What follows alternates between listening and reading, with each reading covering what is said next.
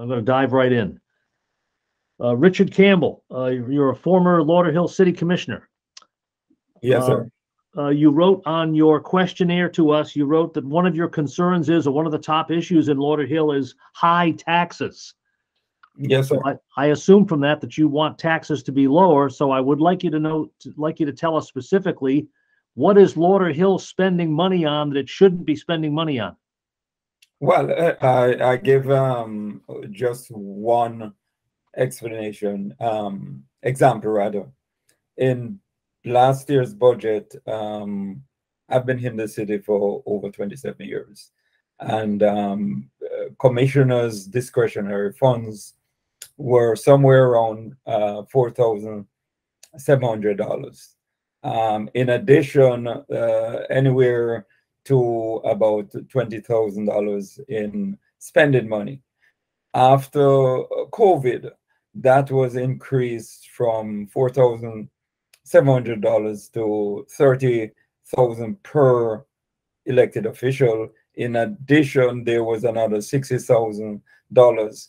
In fact, $500,000 to all elected officials. Sentinel did, in fact, wrote an article in regards to that and found it extremely irresponsible. So issues like that are things that in a crisis where we have very high taxes, I find it unfortunate for us to be spending that much money on goodies, if I may use that word to describe it. Okay, very good. Mayor Thurston. Yes. Let's start with this. Why do the mayor and city commissioners need a $30,000 slush fund? I disagree with the use of the term slush fund. Each commissioner has initiatives that they are involved in. And to make it fair, a dollar amount was given to each elected official. That elected official was then free to use it on initiatives in the city. I do a Move with the Mayor event where I hire a trainer. We go to, at a regular time, we go to Lauderhill parks and give the residents an opportunity to exercise. Once a year, I honor all of the teachers of the year from the Lauderhill schools. That is an event which is covered from that particular item in the budget. In the past, it was an individual item, and the finance director said, or at least the administration says, let's put all of this together. They realized that it does not look good, and so it's been changed, and there is no longer a discretionary fund the way that it was for this 1 year. If I may weigh in there, if you don't mind. Just 1 second. We'll get back to you momentarily, Mr. Campbell. Thank you. Okay, well, that sounds, well, first of all, the Mood with the Mayor event, parks and exercise, and honoring teachers of the year, those sound like, from what little we know, those sound like meritorious programs.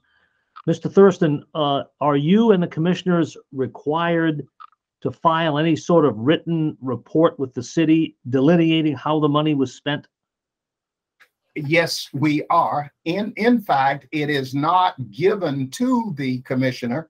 The city clerk maintains control over the dollars. A request for a check is submitted to the city clerk.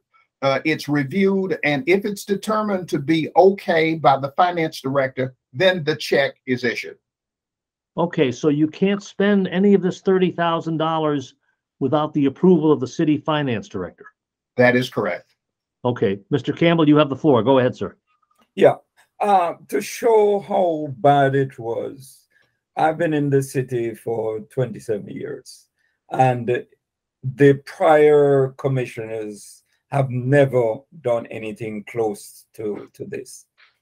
In addition, if it was a good policy, this year they have not been going anywhere close to those funds. So it means that even within themselves, they have reviewed it and realized it was a big mistake. And I hope the mayor will think. They also, in the interview with Sun Sentinel, in regards to this issue, quoted the mayor at that time indicated that he will be spending his money to assist folks in need with roofing. Up to today, there is not one single item that has been noted that anyone in the city has gotten out of this money assistance for their roofing.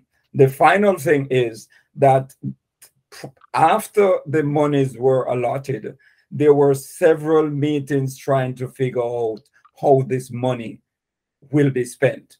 One of the commissioner, realizing that there was no pathway of really spending this money in a reasonable way, he had given back his monies. So it is clear that it was a bad move. If it was so necessary and was a good and appropriate thing to do, they would have repeated it in this budget. They have walked away from it because it was a bad idea. Oh, is it, Mayor Thurston, is it true that it's not in the new budget? The dollars are there, but they're no longer categorized together under the category as elected officials' discretionary dollars. If in fact it is for a particular purpose, that is the way that it's labeled. My understanding is that they're moving from $100,000 per elected official to somewhere closer to $30,000. It means that last year they had gotten $70,000 more than they're getting this year per elected officials. And even one case, there is a commissioner that spent $20,000 just to promote a project when folks are in need of so many vital issues in the city. Mr. Thurston, is Mr. Campbell's math correct there? No, it is incorrect. It is incorrect.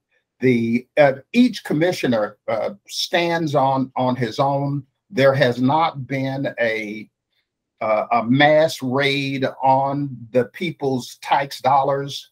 The mistake which was made was that it was categorized as discretionary fund and then listed under each commissioner's name. There were many programs that each commissioner would do. And what happened is we now put the dollars attached to that particular program or initiative in the budget, and it's no longer categorized together under that commissioner's name. Okay. The grand total. Hold on one second. Hold on one second, Mr. Campbell. I'm gonna call on my colleague Dan Sweeney. Go ahead, Dan. Just a quick follow-up. Look, you said like none of this money has been, misspent or anything by any of the current commissioners and all, but we'll stipulate for argument's sake that the finance director is a well-meaning, incorruptible, and sober fellow, and that all of the commissioners have the best interests of the city at heart, are going to spend the money wisely. Are you certain that there are enough guardrails on this that in the future, if somebody who's not any of those things gets elected, that this program will not be widely abused by somebody down the line? I think that the guardrails are there. They have always been there.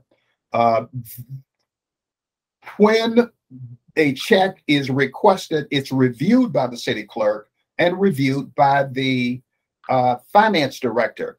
That has always been the case. So it's not a situation where an elected official could ask for a large amount of money and say, trust me, let me put it in my pocket and then I'll turn in receipts later. It's not done that way.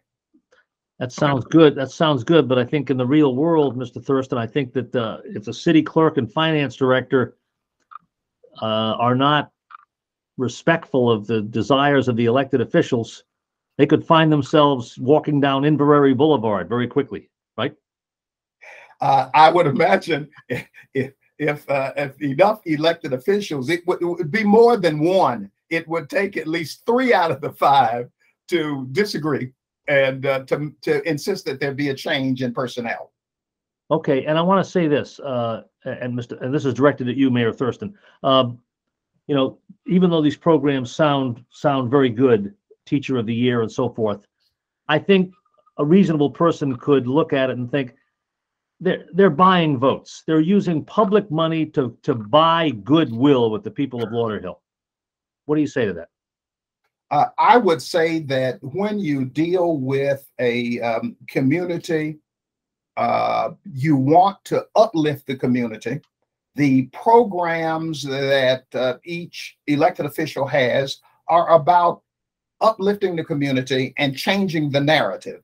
It's very easy to get a publication to talk about somebody being shot in a shootout.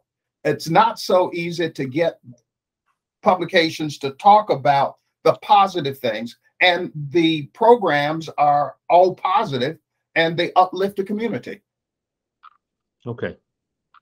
In this race for mayor of Lauderhill, have the police and fire unions endorsed a candidate? And if so, who do they endorse? They both organizations have endorsed me. How about the Broward Teachers Union? The Broward Teachers Union usually does not support municipal candidates. Okay. Mr. Campbell, what should voters make of the fact that the police and firefighters unions in Lauderhill support your opponent? Well, first of all, it's a tradition within the city that both organizations go with the incumbent. I have no fight with that. Endorsements are endorsement, and they are independent groups that should, in fact, determine who they prefer to endorse. But it has been a tradition. When I was former city commissioner, they didn't endorse me. It's their tradition, and I think I'll work with that. Okay. Mr. Campbell, what is the strongest argument you can make as to why voters should reject Mayor Thurston and replace him with you? Well, first of all, I've said it clear on many instances that my understanding is that Mayor Thurston is termed out. He has completed his 12 years in 2006. 86% of the folks voted for term limit. All the other commissioners have termed out without fighting the issue. But in addition to that, even if, as they're doing now, they're allowing Commissioner Thurston to do 2 more years, which I have a possibility of doing 12 years. So it's a longer term investment in the future of the city, selecting me. The city, and it demonstrates that I'm on the ballot for 4 years. The mayor, in a very silent way, is on the ballot for 2 years. The city has not made any legal presentation how they arrive at that. From my perspective, I have been looking at examples of that for the past 200 years, and I've never seen a situation where for the same race, the same ballot, one person is there for 2 years and the other is there for 4 years. However, the voters hopefully should invest in a long-term strategy for the city, where someone who has a potential of 12 years versus someone who has had 12 years and is pushing to have an additional 2 years. Okay, I have to say, honestly, maybe I'll take responsibility. I'm a little bit lost in that conversation. Let me just ask Mr. Thurston. Mr. Thurston, is this a 2-year term or a 4-year term? It is a 2-year term. I can only serve 2 years. Term limits, according to the city charter, says that I am limited to 3 4-year terms. but half terms that I have served don't count. Right. In 2010, when I was elected, to fill out the balance of Dale Holness's term, I served for 2 years, then had to be re-elected. The city attorney gave his opinion that I'm eligible to run, and when I win, I can only serve 2 years, then I will need to step away. Let me also add that Commissioner Campbell just served a 2-year term. He ran for re-election and was defeated. He would then have been eligible to run for 3 4-year terms, which is the same situation for me. The difference is my 2 years are coming at the end. Okay, I will say this. I'll stipulate to this, and I'll stand corrected by anybody. Mr. Thurston is quite correct that a partial term, which happens all the time in the Florida legislature, by the way, a partial term is not considered part of your service as it relates to term limits. The clock begins to run with full terms. But let me be sure. Am I right, Mr. Thurston? That is correct. Right. May I say something there? Yeah, but just 1 second, Mr. Campbell. I just want to be sure I got my math right. Mr. Thurston was elected in 2010 to finish the unexpired term of Dale Holness, who went to the county commission. And so, am I right, Mr. Thurston? That was that a 2 or a 4-year term? It was a 2-year term. So you were elected again in 2012. That is correct. You were elected again in 2016. Yes. You were elected again in 2020. No. Okay. I had to resign in 2018 to run for mayor. So that was another 2-year term. Okay. I got it. And based upon the fact that I really had 2 2-year terms, the city attorney had no problem with saying, you're eligible. You can do that last 2 years. And under your charter, I'm assuming under your charter, and the office of mayor is distinct from a city commission seat. Am I right? No. I don't think so. I think they designate the seats by number 1 through 5, and 5 happens to be the mayor's seat. Oh, I see. Okay. Mr. Campbell, you've been patient. You have the floor, sir. Go ahead. Yeah. First of all, the charter clearly states that any partial term can only be applied at the beginning and at no other stage in your service. Correctly, the mayor did 2 years in 2018, which, knowing that it will present a problem at the end of his term. However, let me fast forward. Where we are now is that nothing was amended to facilitate one person doing 2 years and the other person doing 4 years. You asked what's the term? The term is 4. It's not a 2-year race, it's a 4-year race.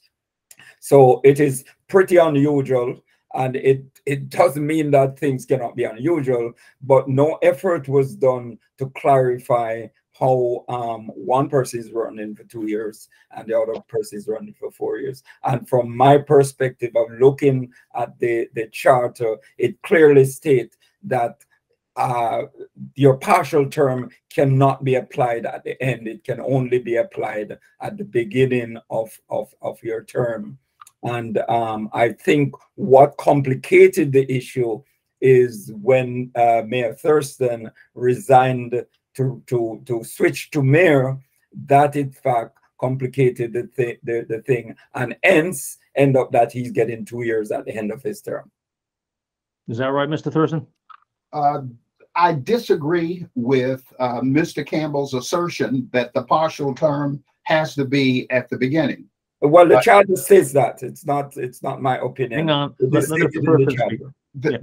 charter is unclear. The city clerk went to the city attorney to ask for clarification.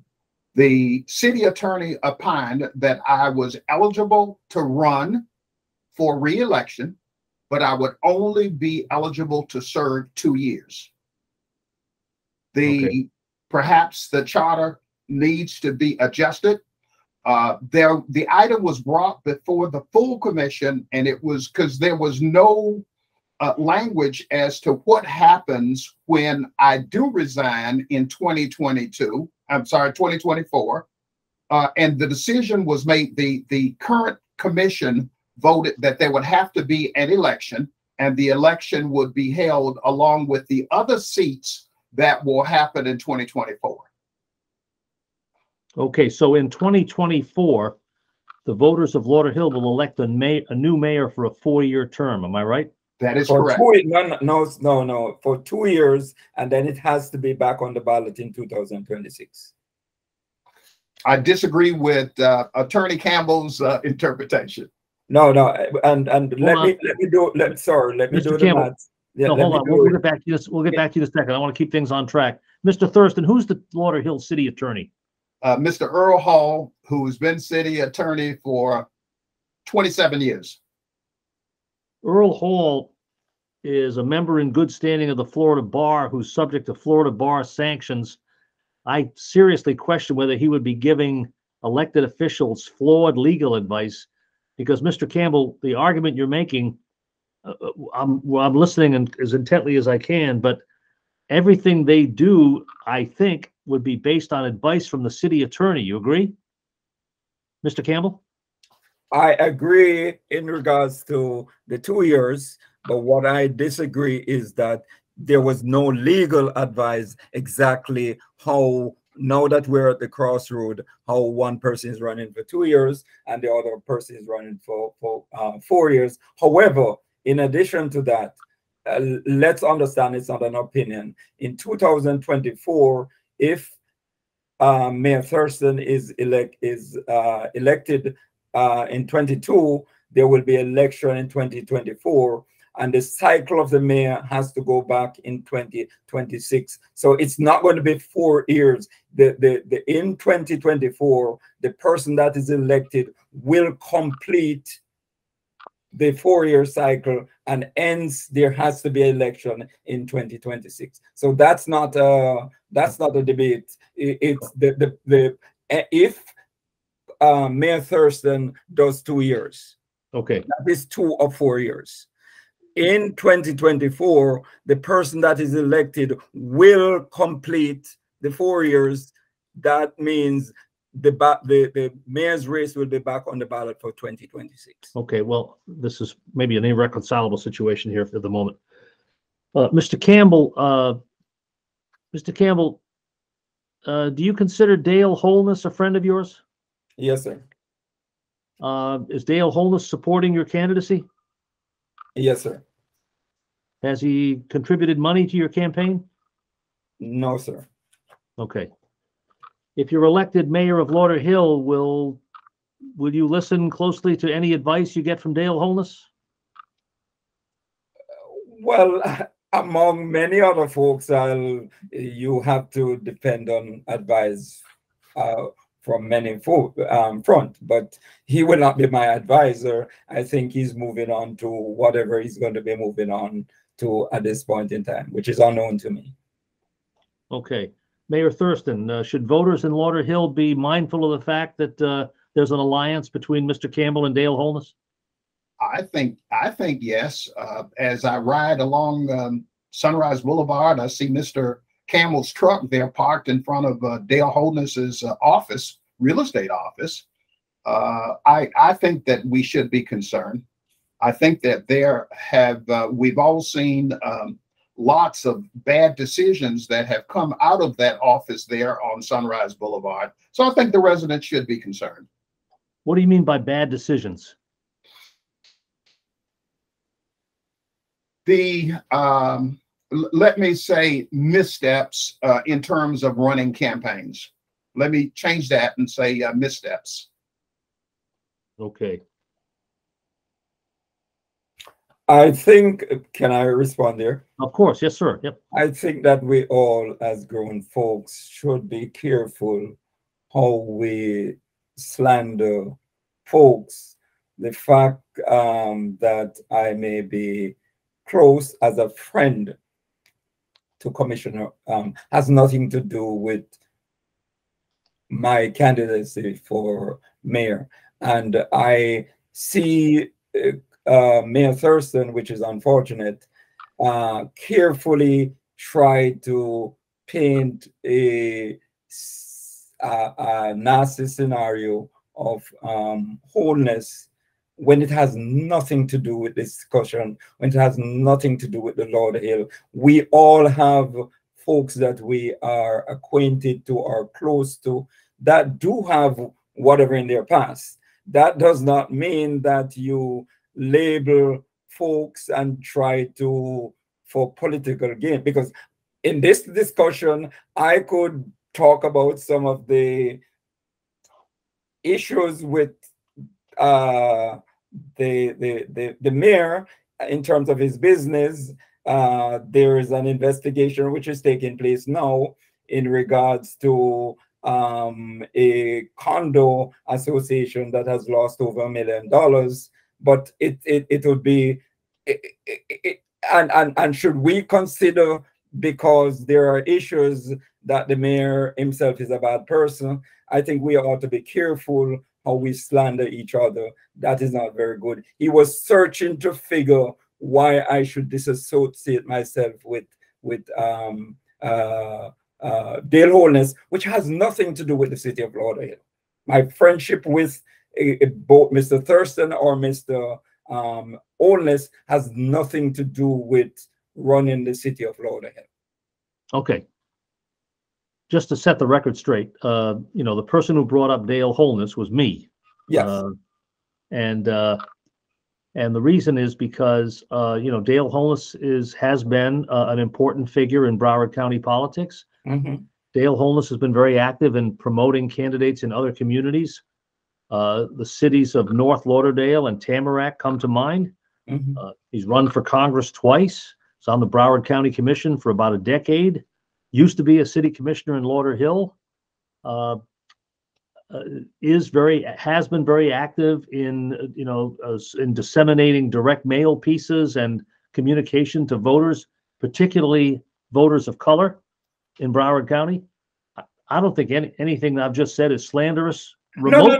Wait. Let me clarify. Whatever is your opinion on wholeness, that's between yourself and wholeness. What I'm trying to say is that it's unfortunate that the mayor would jump on an issue like this and not recuse himself from such a discussion, because he himself in the past has endorsed wholeness.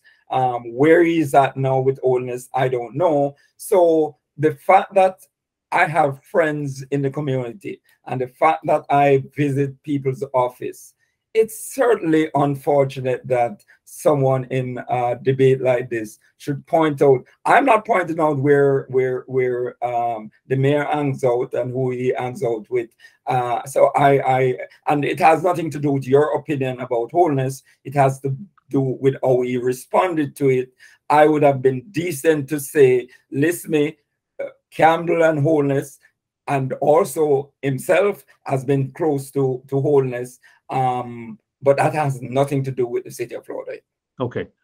Mr. Campbell, a totally different subject. Mr. Campbell, Lauderhill is of long-standing, Lauderhill is a contract city with the Broward Sheriff's Office. Am I right? Could you repeat that? Lauderhill is a contract city with the Broward Sheriff's Office. In what respect? I'm trying to get that. Lauderhill does not have a municipal police department. Lauderhill relies on the Broward Sheriff's Office for public safety. No, sir. No, Lauderhill has its own police department? Yes, sir. Okay. And how's it working out? From my perspective, it's working out well. And even most recently, there was a request to have the fire department going to the sheriff's department. And it was overruled, I think correctly. The mayor did not support it, which I also would not have supported. Okay. Ken Thurston, tell me about how things are going with public safety. How big a concern is crime and the fear of crime among your constituents? I would say that it is a real concern. I was asked to list my 3 areas of concern for the city, and crime reduction was the second item. And I think we're working hard. All police departments are having a difficult time hiring officers. When I go into high schools and ask young people, what is it that you'd like to do with your life? Very few are saying, I want to be a police officer. So it's tough to recruit. We are doing something as a city a little bit novel. We're paying the way of students to go through the police academy. And we think that we'll be able to get several officers that way. We're working through the crime numbers by we've acquired technology, license plate readers that are throughout the city. And we've just hired a technology shot spotter that will help police identify whether that loud boom was a firework or actually a gun firing. And so we'll be able to dispense police officers more appropriately. I think the police department is doing a good job when compared to similar police departments, but we keep striving for better. And we think maybe technology, increase in our technology will give us a better police force. Okay.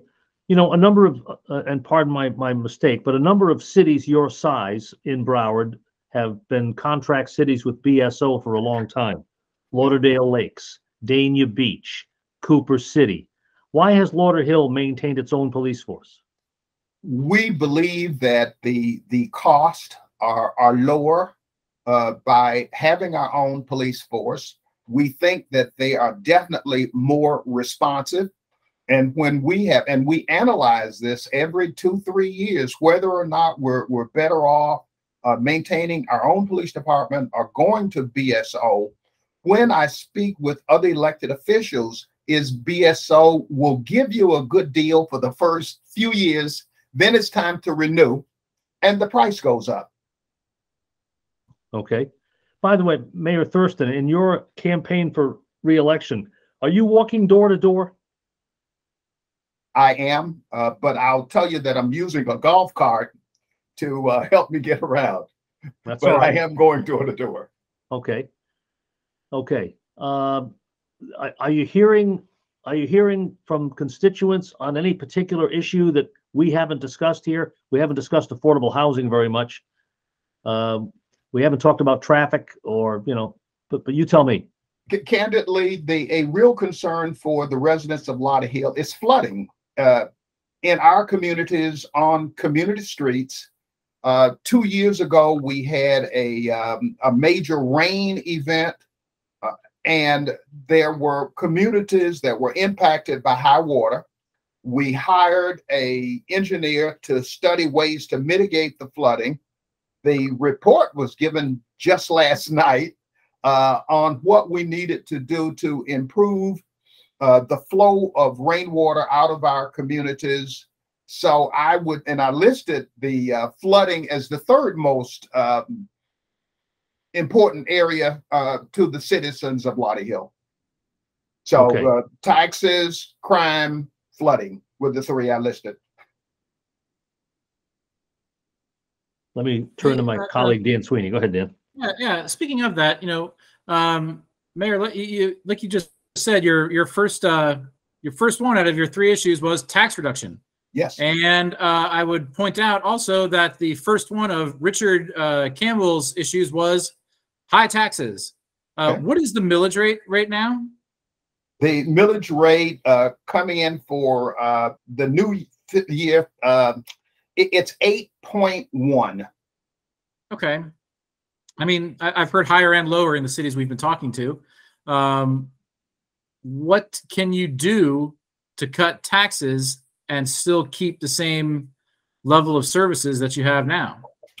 Well, we can watch expenditures closely, which we are doing. We're watching our expenditures. Secondly, to grow the tax base. We've got several projects on the board where residential apartments, market rent apartments are going to be constructed. One at the Target site at University and Commercial, about 400 units are going there. Near our Performing Arts Center, we've got 300 apartments going there. In both cases, these are market rent units. We expect that that's going to help to grow the tax base. Okay, Mr. Campbell, I'd like to hear your thoughts on that too, since you, just like Ken Thurston, your number one topic you put down was taxes are too high. So how do you cut taxes? Well, it seems like we are somewhat in the same agreement in regards to. Okay. I think over the many years we have refused to increase our tax base, and we have to. All the other cities are doing so. So we definitely will have to make sure that we increase our tax bases. But spending also is something that we have to reconsider some of the projects and some of the spending. Of course, essential projects has to be dealt with, but the long discussion we had most recently, the assessment has to come first and foremost from our leaders, the elected leaders. And if we are in a crisis, but we are demonstrating that we are willing to spend, then that's not the direction that we need to go. And that's why I had pointed out that even if it's marginal, we have to take steps of putting aside some of those, what was the term you use about that spending that we give ourselves? If we could hold back on some of those just to demonstrate how serious we are to balance the budget, but not balance the budget on taxpayers' back. Okay, the term we used, that I used, that Mr. Thurston took exception to, was and it is a matter of opinion. I used the term slush fund. Yeah, that slush fund thing, it may not save billions of dollars, but it will be a good sign to the residents in the city that we're trying to be responsible, and that for the time being, until we have the monies in place, we should not be spending those monies. Mr. Campbell, what's the in round numbers, what's the amount of the current, what's the size of the current budget for the city of Lauderhill? I am not sure the final numbers. The discussions are taking place now. The mayor would be in a much better position to respond to that question. What was the approximate size of the budget when you left the city commission? The figures I don't have. It's one of the figures I don't have in. I don't want to give an incorrect figure. Okay. Yeah. Mayor Thurston, can you help us? What's the size of the city budget in Lauderhill? For 23 fiscal year, 171 million. Okay. Do you think it's setting the bar too high, Mayor Thurston? Do you think it's setting the bar too high that a candidate who offers themselves as a candidate for mayor should know roughly what the size of the city budget is? I have already been chastised by Mr. Campbell once today, but yes, I think that if you want to be mayor, you ought to know about the operation of the city. I want to say one thing, again, editorial comment here. Dan Sweeney and I and our colleagues have to look at a lot of city websites for budget information in a hurry on lots of things. And I have to say, Lauderhill has a pretty good website in terms of, gosh, there's all sorts of demographic information about the city's population. What percentage of the city population is male? What percentage is female? I find this highly useful information, Mayor Thurston. And so people like me and Dan and others desperately depend on the city website for vital information, and you're providing it. So yeah, I was just reading the city charter, since we brought it up earlier in the conversation about term limits, how they work in your city. So yeah, everything's very easy to find on there. Appreciate that. Well, thank you, and I will let the administrators know in my city that they got compliments on the quality of the website. Give us a little history about something, because I go back a long way with covering Broward politics, as you know.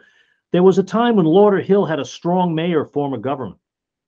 Yes. You guys have been around long enough. You guys should both know who Eileen Lieberman is. And well, before Eileen, it was David Kaminsky was mayor of Lauderhill. Why did Lauderhill abolish a strong mayor form of government and go to a council manager system, Mr. Thurston? I will say that the change was made in 1996 or 1997. Eileen Lieberman was the mayor. The thought was that the city would run better if it had professionals, a paid professional, as opposed to somebody who was just elected, who was running the city. We hired a professional city manager. And at this point, I think it has worked well. And Eileen Lieberman, I thought, did a great job of running the city. Don't know if you know this, that her husband is now running for the city commission in Tamarack. Yes. I saw her recently at the funeral of Tyson Jones, a recently deceased former city commissioner. But in the opinion of the residents of the city, a charter with a professional manager would allow the city to operate more effectively. Mr. Campbell, what's your opinion, sir? Because if you've been around 28 years, you certainly go back and would remember Eileen Lieberman. Is it better to have a professional city manager who's appointed by elected officials, or is it better to have a strong elected mayor? Well, regardless who the mayor was then, which is Eileen, when I came here, I'm one of those who support strongly the way we have it now. There are choices. You can have a strong mayor or a city manager. I strongly believe in having a city manager who will be a professional person in regards to that and will be managing the city on a day-to-day, as opposed to someone who is elected and may or may not have similar experience of managing a city. Okay. Because almost anyone can be elected. Mayor Thurston, if kids, boys and girls both, if kids, in their teenage years, if kids want to play basketball at night after dark under the lights in Lauderhill, is there a place they can do that? Yes, they can. They can do so at the Sadkin Center, which is on 12th Street near 441, near the Lauderhill Mall. There's an indoor court there, and there is a covered court, but not indoor, at St. George Park, which is roughly 38th Avenue and 8th Street near Sunrise and 441. Okay. Mr. Campbell, generally speaking, what's the quality of the parks and recreational facilities in the city of Lauderhill? Well, there has been over the past few years marked improvement. In fact, I sat on the Park and Recreation Board for over 15 years. My first degree was in physical education, and it's something that excites me. I also am the president of a nonprofit sporting organization for the past 18 years. And therefore, I'm very excited seeing the changes in which I was happy to be a part of making some of those recommendations which are now taking place. Okay. And I think we're moving in the right direction in regards to that. Okay. We definitely need an indoor facility, not just for basketball, for many reasons, and I hope to put on the table a proposal to have that done in the near future. All right, I brought the question up only because in asking of other cities, some cities have discontinued for maybe public safety reasons, other reasons, but it's a sad commentary on society, in my opinion. If kids can't play pickup basketball, in South Florida at 8 or 9 o'clock at night, obviously there should be some sort of limitation on time. But I mean, kids in South Florida love sports, and the weather is such that you can play outdoor sports in South Florida 365 days a year. We all know that. So, all right, I've pretty much gone through my list of all the questions I wanted to ask. I'm going to, in this case, I'm going to give both candidates sort of a minute and a half for a closing statement, as you would to a civic organization, and we'll just go alphabetically. I'll start with you, Mr. Campbell.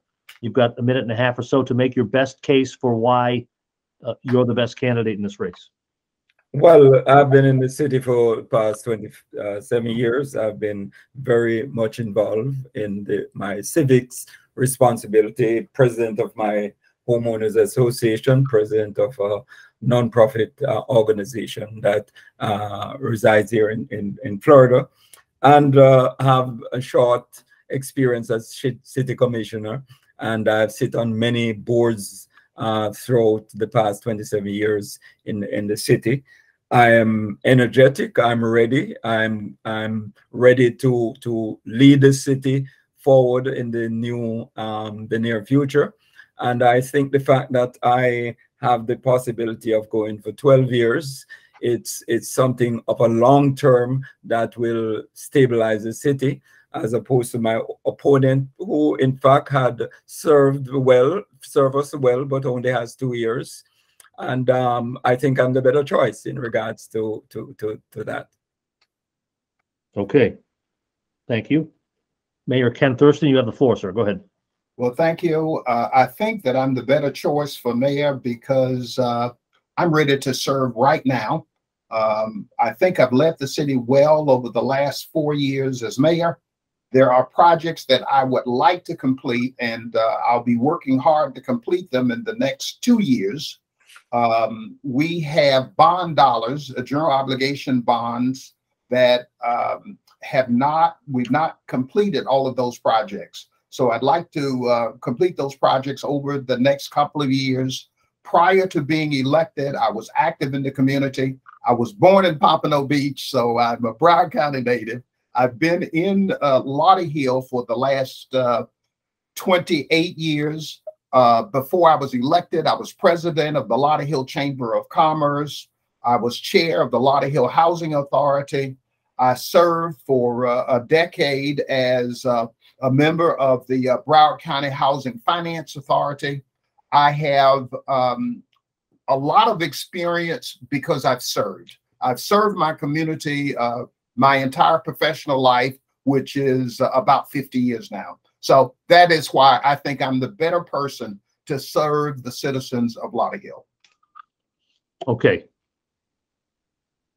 Very good. Well said by both of you. Thank you very much for the time this afternoon. Really appreciate your participation. Mr. Campbell, Mayor Thurston, best of luck, both of you. All right. Thank you. Thank you very much. Thanks for being here. Bye.